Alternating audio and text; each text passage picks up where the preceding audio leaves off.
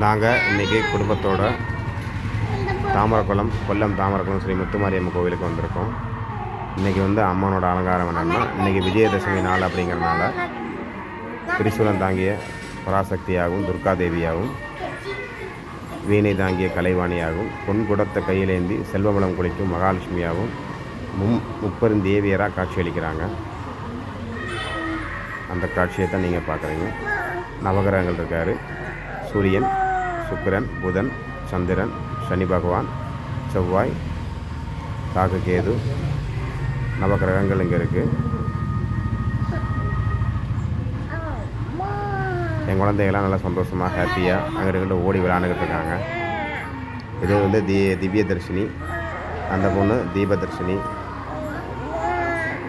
கோவிலில் சாமிக்கு நிவேதியம் வைக்க போகிறாங்க. நிவேதியம் என்பது சாமிக்கு ஆகாரம் படைக்கிறது. இது கோவில் பலிபீடம். நீங்கள் பார்த்து கொண்டிருக்கிறது கோவில் பலிபீடம்.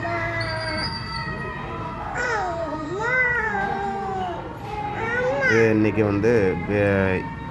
பிள்ளைகளுக்கு ஹரிஸ்ரீ, அதாவது எழுத்துக்கு இருக்கிறதுனால அப்படின்னு சொல்லி ஒரு சம்பிரதாயம் கேரள வழிமுறையில் வந்துக்கிட்டே இருக்குது. அதை நடத்தக்கூடிய நாள். பைரவர், கருப்பாயி அம்மா, இது இந்த அம்மா, இது கருப்பசாமி.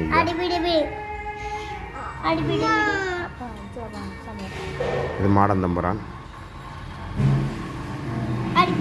இது தலா விருட்சமாக ஆலமரம் இருக்குது. இதில் மணி கட்டுற ஒரு சடங்கு வச்சுருக்குறாங்க. நாக தெய்வங்கள் இருக்காங்க. நம்ம இவர் தான் கோயில் திருமேனி. கணபதி பகவான் இருக்கார். விக்னேஸ்வரர்